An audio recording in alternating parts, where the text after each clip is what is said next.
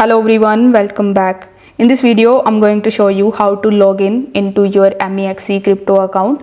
For that, first of all, you need to launch your MEXC mobile application, and over here you will see this sign up option. So simply tap on the sign up option and then you will be landed on this page.